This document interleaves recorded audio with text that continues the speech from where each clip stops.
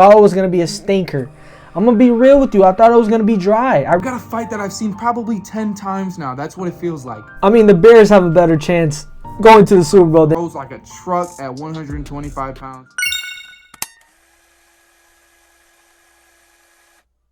What is up, MMA amateurs? We are back with another video, and we got the first pay-per-view of the year. If you guys read the title, you know what we're about to get into. UFC 283 predictions. Before I jump into this card, not only will I be giving my predictions from the Coco main event all the way to the main event, but also, if you like this video, bro, drop a like. And if you keep liking our content, man, subscribe to the channel. We upload a video every week, sometimes 2 videos a week. Stay tuned. Jumping into the first matchup I want to talk about, we got Johnny Walker versus Paul Craig. This right here is going to be a crazy style matchup. One guy on one hand, a kickboxer who throws bombs, coming off a victory over Ion Cutabella. Also, Paul Craig in the other corner, someone who defeated Jamal Hill in the main event due to an arm lock. I don't know what it was, but Paul Craig is a monster. Both of these dudes are crazy personalities, and if you don't know UFC, this is a perfect fight to get started with. It was perfect. Perfect. Everything, down to the last minute details. Another name that I like on this card, Gregory Rodriguez taking on Brad Tavares. Talk about fireworks. Gregory's coming off a crazy win over Chidi and Jokuani, and dude, he looks good. Very explosive. He might be on the older side, but dude can scrap. Jumping into my actual predictions, to start this off, I'm gonna have to predict Gilbert Burns versus Neil Magny. And if anybody picks Neil Magny, wow.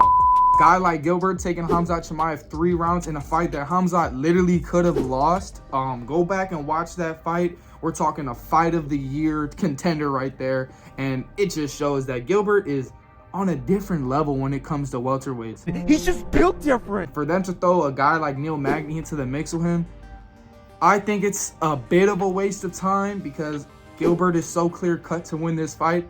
But at the same time, we know anything can happen. But I'm going to have to go Gilbert, 2nd round submission. Tell me what you think. Moving into the co-main event, we got a fight that I've seen probably 10 times now. That's what it feels like. Brandon Moreno versus Davison Figueiredo. These guys got, what, like an hour in the cage together? Come on. Oh, nah, dog. Come on, man. But, although I say that, we need to find a clear winner. I mean, in the last fight, Brandon got dropped a couple times, but I thought he did enough to get the win. But as you see, the judging in the UFC is somewhat like weird. I don't know, like you guys know the Patty, Jared Gordon, the Piotr Jan, Sean O'Malley. The judging is weird. So I think Brandon's gonna come into this fight with a mentality like I can't leave anything on the table. And if he has that mentality, I see him winning in the 3rd or 4th round, whether it's submission, whether it's on the feet. And honestly, I can see this going to another decision, but Brandon's gonna have to turn up that pressure. But I think because he is younger, he still has enough gas in the tank to make his game better, and he will show us. You know, he beat a guy like Kai Kara France in his last fight to get this opportunity, which shows he still got that fire burning inside of him. I got Brandon 3rd or 4th round submission. Don't sleep on my boy Davison Figueiredo. If anybody's going to sleep, it has to be Brandon. This dude has fire in his hand. Davison throws like a truck at 125 pounds. Make sure you guys don't blink. Moving into the main event now. I had to think about this fight a couple times.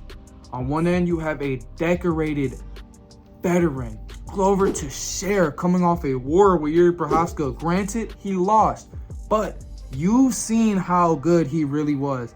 The boxing, the ground game, the ground and pound, the composure. Glover Teixeira is the definition of a veteran.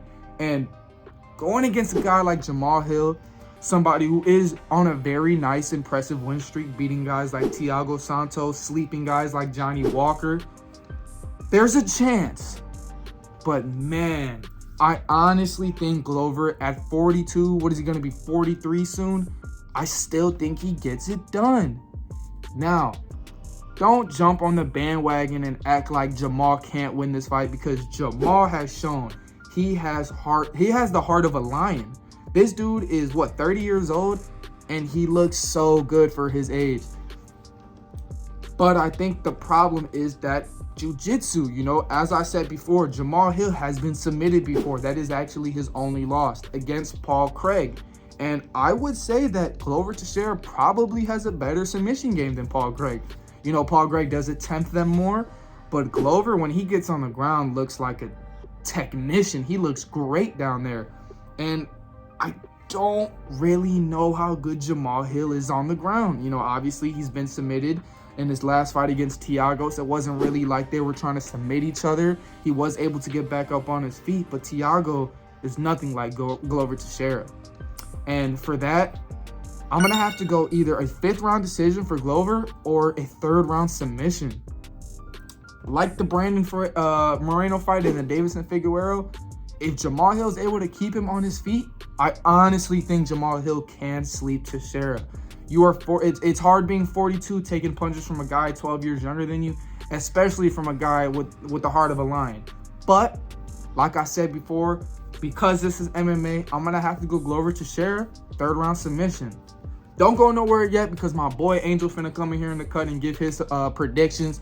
Let me know what y'all think about mine. If you disagree, let me know in the comments. I'll be ready to argue. What's up, MMA Amateur Report? MMA Amateur Report.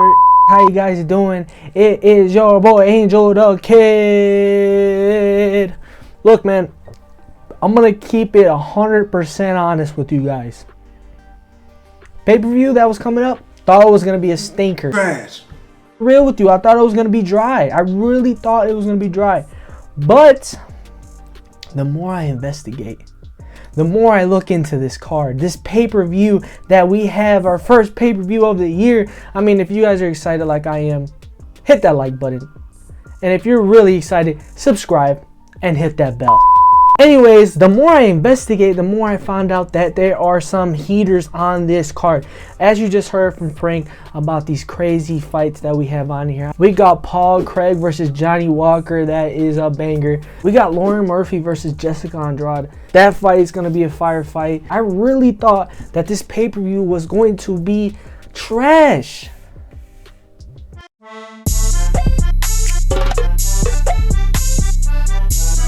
Only 3 fights I'm going to get my predictions on, same as Frank. First one, Gilbert Burns versus Neil Magny. If you think that Neil Magny has a chance, leave. Get out! Get out! Get out! Okay. Get out! Get out! I mean, the Bears have a better chance going to the Super Bowl than Neil Magny beating Gilbert Burns. I'll tell you that much right now. Don't get me wrong, Neil Magny's not like a terrible fighter. But Gilbert Burns, bro, the one that just fought Hamza Chimaev and arguably won? Yeah, no. This is how I see this happening, okay? This is the UFC. I feel like they do this on purpose, okay? Neil Magny gets knocked out by Gilbert Burns. Fights another up-and-comer. Gets knocked out or loses. Fights somebody else. Loses. And then you know what happens? He starts fighting for the PFL. That's what's going to happen. Neil Magny and the end of the year will be fighting for the PFL. Damn. I'm sorry. I got Gilbert Burns beating him via knockout, 2nd round. Moving on to the co-main event, Davison Figueiredo versus Brandon Moreno. Notice I said Davison Figueiredo first. And the reason why I said him first is because he is fighting in Brazil, baby. And I feel like he's going to pull the W through. I mean, he has tremendous power. He also dropped Brandon Moreno the last fight. Also, his wrestling has got better. And he's still training with Henry Cejudo. Now, I'm not going to lie. Absolutely, Brandon Moreno can win. I'm not gonna sit here and lie and say that he's going to blow him out of the water. Absolutely not. But what I am going to say is that I think there's a better chance that Davison Figueiredo is going to put everything on the line to win at his home country. I am kind of tired of seeing these two fight, so whoever wins after this, please give us a new fighter. Please just bring somebody. I don't care who it is. Just please. I don't want to keep seeing this fight. With that being said, I got Deiveson Figueiredo via knockout, 4th round. Now the main event. The main event. We got Glover Teixeira versus Jamal Hill. I mean, look, man, I've thought this through. I've gone back and forth. I mean, I have endless conversations with Frank about this. What do you think? What do I think? I think it's very straightforward. I think Glover gets the W. I mean, Jamal Hill got tremendous power for the way he's built. I'm not going to lie. He's very tall, very lengthy, and sometimes I'm like, man, how does this guy have this type of punching power? It's kind of crazy, to be honest. With that being said, man, I really believe that Glover is going to get the W. He is better grappling. He's a better, honestly, better wrestler, and I think his wrestling is very much slept on. With Glover and his experience, I think he's very smart. And I think that he knows that Jamal has that power. So what is he going to do? He's going to take him down, and he's going to wrestle him and probably submit him. I got Glover, 2nd round submission. That's it for the video, guys. Like, subscribe, hit that bell, and man, show some love. We appreciate you guys tuning in. Catch you on the next one. Peace.